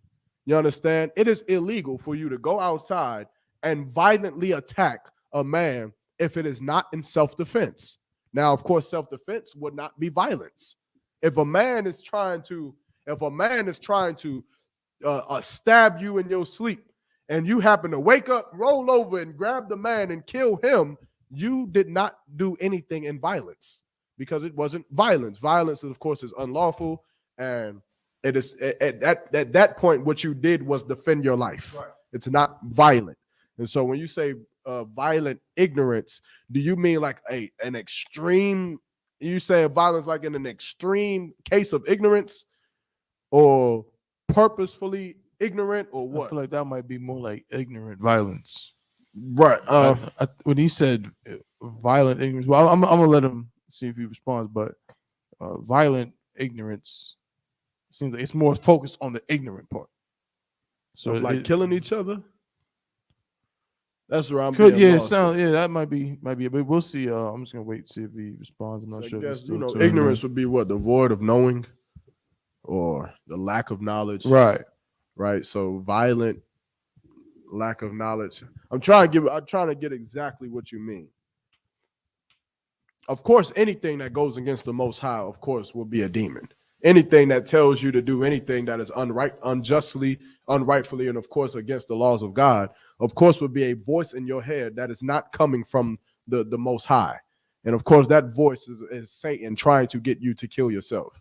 It is, of course, Satan trying to get you to harm your brothers so that the nation of Israel cannot grow, so that our oppressor can live, so that our oppressor can grow and become a mighty empire and, of course, rule over us and triumph over the nation of Israel, because we're too busy listening to demons that tell us to kill each other, that tell us to kill ourselves, that teach us that smoking weed and selling drugs is a lifestyle of successful men.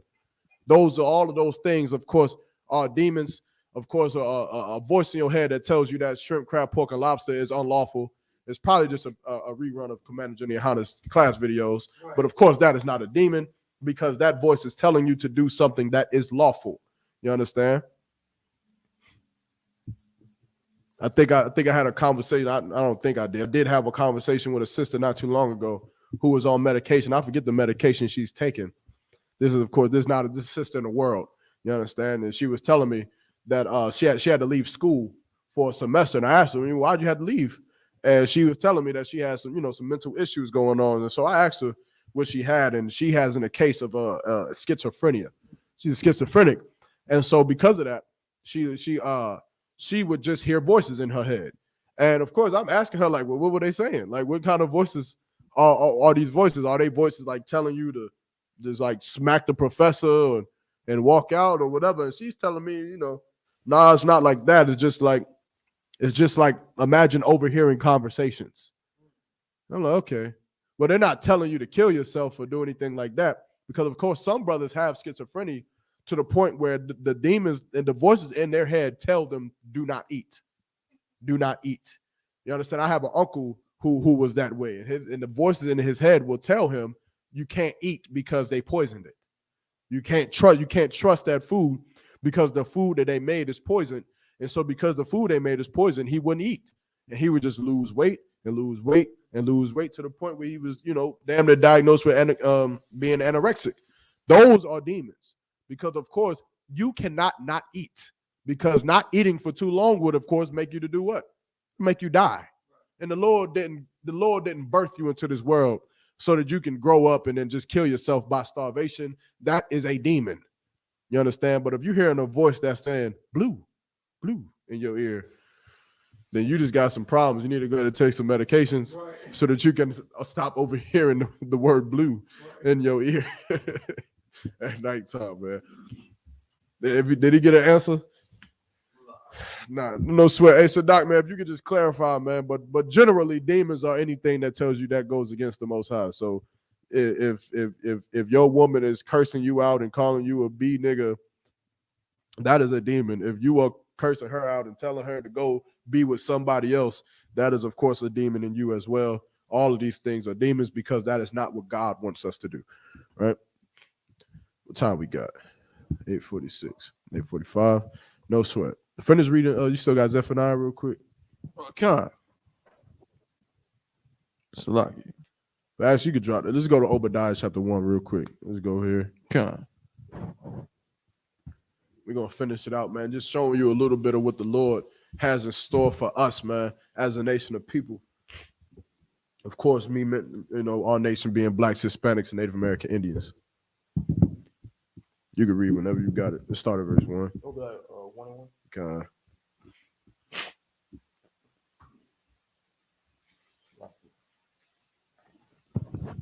This is the book of Obadiah, chapter 1 and verse 1. Mm-hmm.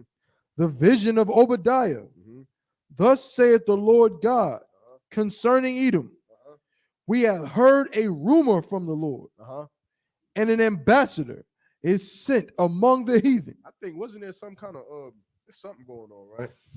With somewhere about to clip up and go to war. Oh yeah, it looks like Russia is on the brink. Yeah. I better get into these classes, man. That's right. You understand? I ain't saying nothing. So I better get up in these classes, man. I ain't did my research on the current events, so I'll hold off on that. But I will tell you what the Bible says, man. Read it one more time. Yeah. The vision of Obadiah. Sorry, the book of Obadiah, chapter 1 and verse 1. The vision of Obadiah. Thus saith the Lord God concerning Edom. This is a prophecy that was prophesied thousands of years ago, considering this nation of people who is modern day oppressor, man. You understand? That honky, that so-called white man, the devil that the Bible speaks of. That's right. You understand? His nation, you understand, came from the loins of a man by the name of Esau, who was the brother to Jacob, or the twin to Jacob, and the bowels of Rebekah fathers is Isaac. You know, of course, Esau became the progenitor of the Edomite race, you understand, or Idumea, which means he who is wasted away. And this man is who you see today that you call the so-called white man, right? Or the Caucasian man, stemming from the Caucasus Mountains. This is who this is talking about. That man that is oppressing us, that Donald Trump, that Joe Biden, George Washington, Right. all of them. You understand? Steve Jobs. Well, he gone, right? Who else we got? Dead. Yeah, who else? There's some Bush. idolized white people. Idolized right now. Yeah. Eminem. Eminem. I was thinking more of who the Tesla dude, man. Oh, Elon Musk. Elon Musk. Bill Gates. Jeff Bezos. Bezos, right? Amazon. That's all of these guys that you look up to, and I don't get why you look up to them, but they rich, but they don't even got no flavor. Like I wouldn't want to be Jeff Bezos. That is like pointless as hell. Like he's like, it's like having a kitchen with every seasoning in the world and all you use is salt and pepper on your chicken. It's dumb, but no sweat. But you idolize these people, man. But this is who this is talking about. Keep going. John. Salakia. We have heard a rumor from the Lord, and an ambassador is sent among the heathen. An ambassador is sent among the heathen. That ambassador is an ambassador that you hear about today. An ambassador's job is to go and dialogue with other countries, other nations, and they come to agreements and terms as far as warfare or as far as trading or becoming alliances and so on and so forth. Right? So keep going. Arise, ye, and let us rise up against her in battle. Let us rise up against her in battle. Who is the her in this battle?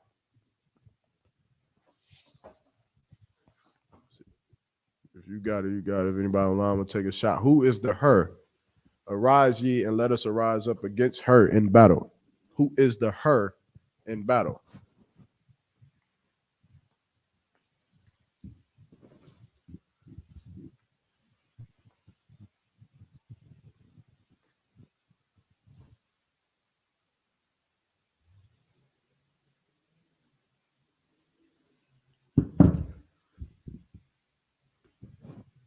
I'm gonna take a shot. Is it America? It's America, right? They want to rise up against her in battle. Keep going. Salakia. Verse 2. Behold, I have made thee small among the heathen. I've done what? Made thee small among the heathen. What is so significant about this? That I've made thee small among the heathen. Well, what's significant is that it's not okay. Like it's talking about the oppressor, and it's like his. I guess it's going to kind of explain it further in the next few verses. What is significant about the Lord making them small is that when you look at America, they are the what? The majority. They are the superpower of the earth. Right. You understand? So who else would the Lord have to make small? You understand? It's like the Lord is the greatest director of the best story ever. Right. You understand? And America here sits this big bad country who no one can F with. No one. I think America still owes Japan hella money or something like that. And I'll tell you, they ain't giving that up. Japan gonna have to take that L. Because America says what? America says, who can bring me down? You understand? Who's gonna go up against America's military? That's where America sits as it stands right now. And so the Lord said, what? Slakia, behold, I have made thee small among the heathen. He said, I have made thee small among the heathen. Keep going. Thou art greatly despised. Verse 3. The pride of thine heart hath deceived thee. The pride of thine heart have deceived thee. Like, you got to know this about America, right? Even though America is great, in America's greatness, she has made many enemies. You understand? Not only has she oppressed the children of God, but she has also dealt her hand against other nations of people. She has also bombed the piss out of the Middle Easterns because of the acts of what? 2 men on a plane, 3 men, 4 men, however men hijacked the plane and what killed 1,000. How many people died during 9/11? Was it 1,000? It was close to 2,000. Close to 2,000. Because of 2,000 people, how many people did they go and bomb in Afghanistan? You understand? You look at these type of things that's happening, and you realize that America has made enemies. People, I remember being online, and somebody from France was like, they was like, "Oh, you're an American. We hate Americans." And it was funny to me. Of course, I was laughing, but I couldn't help but remember Rush Hour. Was it 2 or 3? I think it was 3. When Chris Tucker was in the taxi, and the dude was like, "An American." And he was like, "What you got against America?" He was going at him. He was like, "It's just that you guys, you just always fighting and killing and fighting and killing." And Chris Tucker made him sing the American anthem and stuff, man. You got to go back and watch it. It was funny. But the irony is that in it is that they don't like America. Right. No, these countries do not like America. They deal with her because it's like America is the bully of the world. Right. They take whatever they want and they lie and steal and infiltrate, and that's what they do. You understand? So the Lord has made these small amongst the heathen. You got something? I was gonna say so like it was close to 3,000. Close to For 3,000. 9/11, but still Nowhere near as close as how many, you understand, they murder in the Middle East. right. Keep going. Come on. Verse 3. The pride of thine heart hath deceived thee. The pride of thine heart of America have deceived thee. You understand? Keep going. Thou that dwellest in the clefts of the rock. Thou that dwellest in the clefts of the rock. Meaning what? You talking about this man's countenance. You talking about his habitation, right? This is when this was being written. You understand? When he looked at the nation of Esau, where did they live? They lived in the clefts of the rock. Where do they live at today? They do the same exact thing. Who do you know that loves to just go hiking and mountain and rock climbing and mountain adventuring and deep sea diving underneath caves and going into caves and setting up tents and living in a goddamn cave and building bunkers underneath the earth? Who you know does that? Our oppressor. Our oppressor builds bunkers underneath the earth to live in. And that's what he does. You understand? Keep going. Salakia. Thou that dwellest in the clefts of the rock, whose habitation is high. His habitation is also high up. You understand? Keep going. That saith in his heart, who shall bring me down to the ground? He says, who shall bring me down into the ground? Keep going. Come. Verse 4. Though thou exalt thyself as the eagle. Thou exalt thyself as the eagle. Meaning what? That they consider themselves like this bird. You understand the majesty that this bird has, how majestic it is, how prideful it is. You understand how vicious the bird can be if you mess with it. This is how America considers itself. Keep going. Come. And not only America, but Rome. You understand? All of these nations before America that was run by Esau also considered themselves by this bird. Keep going. Come. And though thou set thy nest among the stars, thence will I bring thee down, saith the Lord. And though you set up they put $1 trillion into the space fleet program that Donald Trump has set up. You understand? I remember watching the unveiling of the flag of the space fleet program, man. And I remember thinking to myself, like, what in the hell are they really like? I remember Commander Jenny Ahana teaching that they are going to create war with the Most High in space because they know that the Lord is coming from the sky to kill them. And I remember listening to that, and this was before there was a space fleet program that we heard of. And I remember just seeing them unveil the flag and going, damn, this is real. They really are trying to become Halo, right, and go up into the sky and fight against 200 million angels that Christ is going to accompany down to America. Right. And this is happening. It's happening before our eyes. And though their habitation is high, with their skyscrapers and their metropolitan areas, you understand? He says, who was going to bring me down, man? But the Lord got something for that, man. That's right. You understand? So though they set that nest amongst the stars, they go and build their satellites, their space fleet programs, and this, that, and the third. Keep going. Khan. Salakia. Thence will I bring thee down. Thence will I bring thee down, man. The Lord is going to rid us of our oppression, man. That's right. And to rid of us of our oppression is to get rid of the devil that is oppressing us, man. And that is what you got to understand as a Christian man, woman, and child.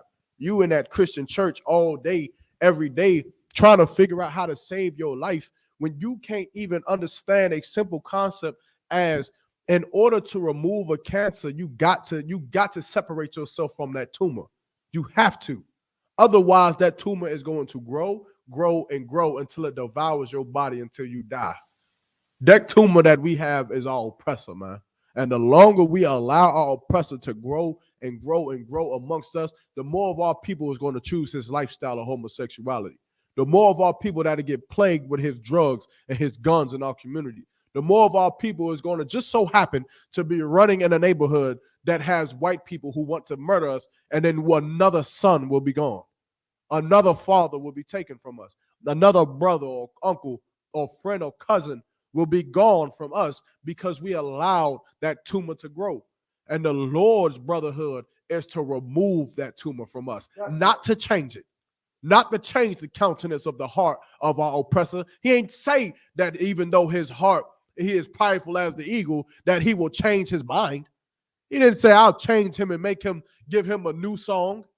The Lord ain't say a new song he'll give to white people or the Chinese people or to anybody.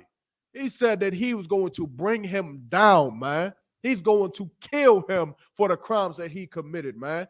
And so that we can separate from him. Because without that happening, we cannot live here in America. We can't separate from him, man. And that's what you got to understand of you in a Christian church, man. Stop being so goddamn religious. It's not hard. It's very simple, man. This man wants to kill us. We want to save our lives, then we'll separate from him, man. And with that, I'll pass the class over to Priest and Officer Tabawan.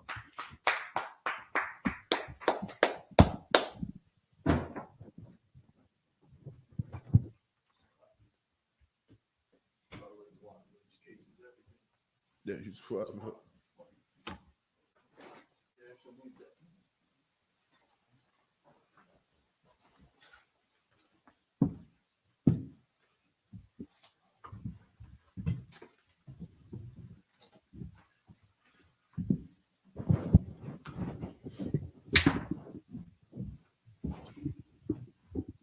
Icp Security Announcements. We are the Isupk out of 1 West, 125th Street, Harlem, New York, under Commandant General Yohana. New rules for brothers and sisters. When a new brother or a sister comes into the school, they are off limits for 6 months. They are to be saluted only. They are here to shed themselves of the world. After 6 months, if a brother or a sister has an interest in a particular person, he or she must get permission from their head to speak to a brother or a sister. There is another 6 months in which the brother or sister will court each other. After this 6-month period, the brother or sister will get permission from the head to marry. Tithes, which is a commandment. You can find this in Numbers 18 and 21, and Malachi chapter 3, verses 8 through 10. Means 10th in Hebrew and is pronounced ma'ishra. 10% of every penny of any increase the Lord gives you, you give to the treasury department or teacher. Priest fund, free will offering for priests, not mandatory. Whatsoever amount you would like to give. Upcoming holy convocation will be the Feast of Purim. That's going down February 14th, all right? Want to remind Akim and Akwathi to check on social media, such as isupk.com, Facebook, Twitter, YouTube, and so on for Isupk events and materials. If a brother wants to be a trooper in the school, then he needs to start wearing all black, which includes black boots, shirts, pants, headband, or scarf. And with that,